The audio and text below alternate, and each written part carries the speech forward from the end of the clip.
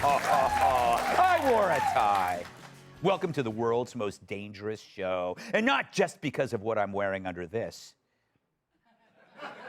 It's because this is the most honest thing you're going to hear on TV. This past weekend, an LA crowd of about 50 criminals decided that Nordstrom might be Swedish for free stuff. Roll it. The crowd ransacked the shop, stealing $100 grand worth of designer goods. Wait a minute, this is not the right video. That's Chicago from last week. That's the mob that looted a 7-Eleven. I didn't think Nordstrom sold beef jerky. Can we roll the right one, please? Go ahead. All right, so in LA last week, 50 criminal... Wait a second, that's not LA either. That's Philly.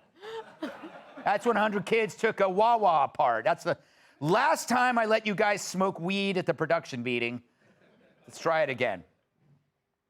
So out in California, for God's sake, who's working the video today? Killmeat? That's California, but it's from Glendale last week when a mob looted 300 grand from an Yves Saint Laurent store. All right, there's Nordstrom. Whew, that was long. By now, though, you do get the point. I mean, this video looks so familiar, Hunter Biden should hit on it. Another mob, another ransacking. The only difference this time, security guards tried to intervene, but the thieves used bear spray to drive them away. Bear spray, I guess that'll be locked up now as well. And thanks to those jerks, law-abiding citizens won't be able to get the spray they need.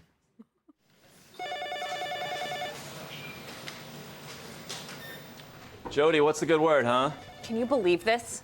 Bear spray is sold out everywhere. And my Nana's birthday's 3 weeks away. It's not like you'd ever need to use it, though, right? I mean, bear attacks are the most rare occurrence on the planet.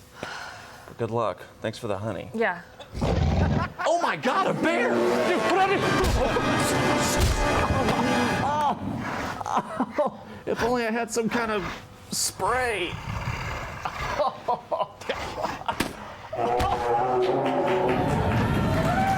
Didn't see that one coming at all. Anyway, I also had a front row seat myself to scenes like we saw this weekend during the 2020 Summer of Love, when thieves decided what they actually loved was ransacking shops. I'd never seen that level of criminality. And Lindsay Lohan lived in my building. So you got to wonder, what causes all this organized looting? We go to the expert. I bet they got to go out and feed their child, and they don't have money. They're put in a position where they feel like they either need to shoplift some bread or go hungry that night. Well, that's dangerously stupid. So here's the scary part. Why is it that when a largely white-attended event goes bad, it's one and done? And I don't mean my last birthday party when Tom Shalhoub jumped out of the cake. Take Charlottesville. That's largely white, if I remember, and it was gross and disgusting. Did it repeat? Nope. There was universal revulsion and condemnation, just like my honeymoon. The same thing, though, happened on Jan 6th. What made that so bad was that it was so jarring, an exception to the rule for any Dems that might have tuned in by accident. It lasted 6 hours, not days or weeks. But what about other events with racial components that turn violent, as in looting mobs? It's a story so common we could just replay old videos. Why is this so common? Because it's obviously being imitated. People in general will imitate behavior if it's incentivized and allowed. So let's compare. In Charlottesville, condemnation, right? Not incentivized, and so not imitated. The 2020 Floyd riots, incentivized by refusal to criminalize, despite billions in damage and at least 25 deaths. You got a future VP setting up a bail fund for looters, money that should have gone to hiring her as speech coach.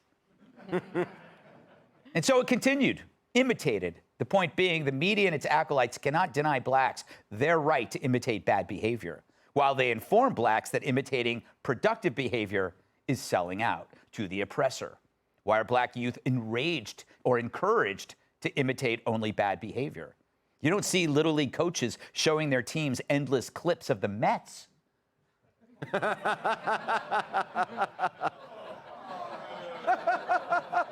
I didn't write that joke. I don't know anything about baseball. So don't come at me over this. There are people leaving in Mets jerseys. So what will the Dems say? They'll say it's about systemic oppression. Whatever. That's less a policy than a fortune cookie. And with this administration, there's really no difference. Sometimes I think they get most of their ideas from Panda Express. But blaming the oppressors, as always, are all whites means one cannot or won't accept them as worthy of imitation, which is sad because, boy, do you miss out on the excellence of individuals. But if you only use the group filter of oppressor versus oppressed, you can't see individuals and how they act and achieve, which makes it impossible to imitate their good behavior. Will there still be injustices? Of course, and that sucks, but you don't let it own you. Instead, use all the tools you learned, the things you imitate from others who are successful to reach success. I guarantee right now, Jimmy Kimmel is watching a rerun of my last show for the 58th time and asking, how the is this dwarf doing it? That's imitation. But it's only the media academic complex who assume that blacks as a group can only follow bad examples, and that assumption guarantees more young black folks will do it because doing anything else is seen as embracing whitey. But we need to expand their horizons, their choices, their examples for excellence. I mean, all you hear about is the carrot or the stick, when in reality, I prefer a carrot the size of a stick and then beat looters with it. Let's welcome tonight's guest. If this is what pain looks like, call me a masochist. Host of Making Money on Fox Business, Charles Payne. She suffered 5 years at the People's Republic of ESPN. Outkick host Charlie Arnold.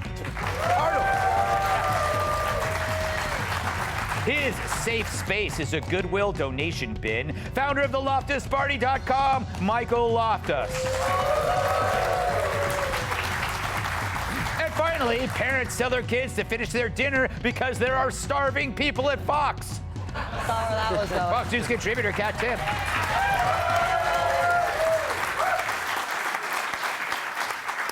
Charles, great to see you. You look as dapper as always. Well, thank you. And I feel bad for Michael Loftus because this is what real people dress like. I love that suit. Yes. Thank you. Thank you. You got to feel the fabric. Super 150.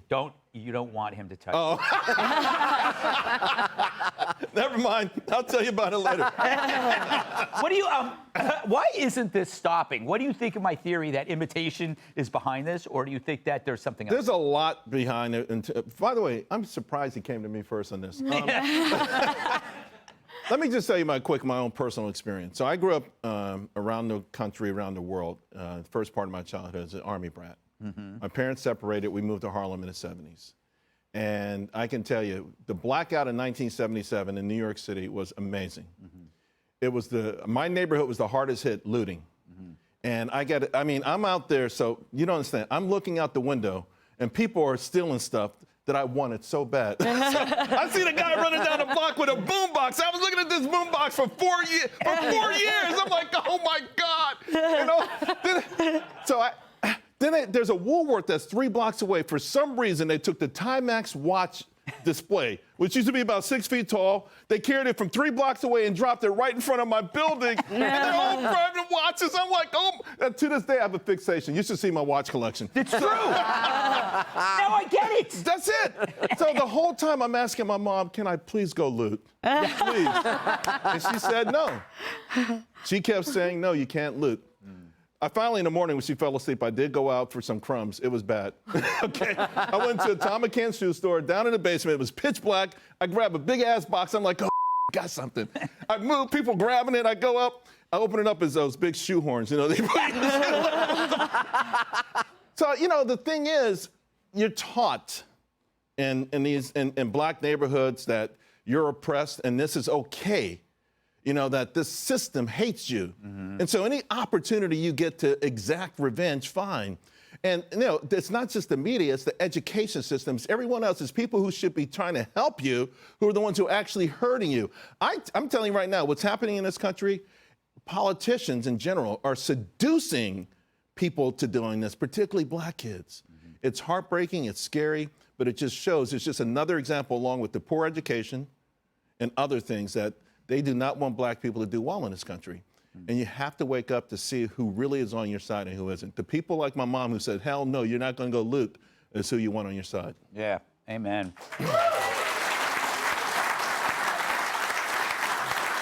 Charlie, Mayor Bass, I think it's Bass, not Bass.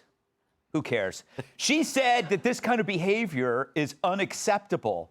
But if it were unacceptable, it wouldn't happen. Haven't the policies made it so that it's acceptable? You can go in there and steal $900. Well, it's interesting because you have some mayors calling it acceptable, but then you have, for example, the mayor in Chicago who won't even refer to it as a riot, and instead calls it a large gathering, which that's not a large gathering, you know. Yeah, like a barbecue in your backyard for Labor Day is a large gathering. So it's interesting just how politicians will address it because some are so sensitive about being considered racist that they don't want to, you know, say the wrong black thing. Mayors, though, like this is what makes it. Well, that's the problem in so Chicago, ridiculous. as we've seen. Just this weekend, there was a concert in Chicago. It was Lil Durk's concert. I honestly have no idea what Lil Durk sings, but there was a warning of an active shooter potentially being in the building. So people freaked out. They started running out of their seats, and most sensible people, as you would imagine in a situation like this, would run straight out the doors. Well, there was a lot of younger people who were there who decided just to start raiding the merch stands. So you're seeing this in all different situations. I mean, and in a lot of these scenarios, Dirk merch, in a lot of these scenarios too, what are you even stealing? Do you even know what you grab the shoe I would horns? not risk my life over Dirk merch. Yeah, I have to imagine, like, are they comparing, like, oh, what did you get? What did you get? And where are they storing all of this stuff too? You know what you're getting. Oh, yeah, of course. And you're also That's a good reselling it. They have to look at where they're reselling it, whether it's online or somewhere else. This is why I make fun of Michael Loftus a lot, and God knows he deserves it. But in many ways, you're a hero because no matter how low your life gets or down and out, when you're living, you know, crumb to crumb on the highways with your little bindle on the box cars, jumping, you never loot. No, not even if like there's cans of beans. Yes. Just lying by the side. We don't. It's the hobo code. The looting thing is it's farcical now. It's almost in a weird way comedic. And I've been waiting to say this for a long time. I've always been so jealous. I actually wrote about this in my book, Neither Stunning Nor Brave. Wow. About the mass lootings because there are no consequences. There's not. Like you've got fat girls looting now, right? That's insulting. And they're not even worried about they're gonna have to run. They're just like, I'm gonna hit Nordstrom's, hit the inhaler, and then hit the buffet. You know, I don't want to join in on this. Yes, you do. Yes, you do. But there is video. We did it on the show of the two giant women, and the assumption is that no one's going to chase them. Right. Which is why some of these stores. Here's what we should do. This is patriotic. What? You put a plaque on the store instead of like play like champions. Anybody caught shoplifting automatically enlists in the Ukrainian Freedom Army. Oh. Right? So you just catch a couple dudes, big girls, put them on a plane, and go, hey, you want a trip to the Ukraine? You know, I don't know if that's constitutional, Kat. She doesn't believe in laws. That's true. No, just not most laws. What do you make? Do you get the sense that retail is dead when insurance companies don't care? Well, that's the thing. You're saying, how does the looting keep going? I don't understand how stores keep going. Exactly. Because, like, even before all this, stores passed their heyday a long time ago. I'm never going to the store. It's just easier to shop online, but it's not easier to steal online. So I don't understand how many people are visiting the store to make this kind of thing worth it. The only time I'm in a store is when I get something online, it doesn't fit, and I have to go to the store because the store is at least better than the post office, which is like not a compliment. Well, but then you go to the store if you're using cash. Right, and so there's a lot of people in those neighborhoods, i.e., not your neighborhood, of course, who need cash. You have a credit card. Yeah. A lot of neighborhoods don't have credit cards; they have cash. I don't think those people are using cash. But anyway, no, I'm talking about stores. Yeah. Stores stay open in some neighborhoods for people who can't go online. But I don't know. But everything's locked up now in some of the stores. Yeah, that's true. Like I even the couldn't get my frozen bear food spray. section. You can't even get a frozen pizza. Can I add to the big girl thing? Yeah. Okay, so I come out Tom McCann, and I got nothing, right? And I'm like, boy, you shoehorn. I don't know what the hell I'm gonna do with them. I look across the street at the Singer store, Now, no one in my family sewed, but what the hell? The gates were ripped down, and I saw people running wanted around. something. I go in the Singer store, there's nothing. All of a sudden, the cops show up. Oh. Right? And they weren't arresting anyone, but they were whipping ass. Yeah. So they were just like, just like, I'm like, oh boy. All of a sudden, I'm like, how the hell did I get out here? I saw this girl, she had about 400 pounds. I was like, uh-oh.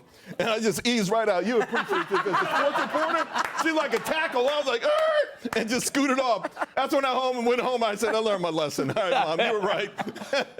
You know, that is so plus, what do you call that, body positive, what he just did? Yes. Yes. He was empowering that That's young incredibly lady. empowering. All She right. saved my life. She saved your life. And your Unsung reputation. heroes. Only here. Hey, Sean Hannity here. Hey, click here to subscribe to Fox News YouTube page and catch our hottest interviews and most compelling analysis. You will not get it anywhere else.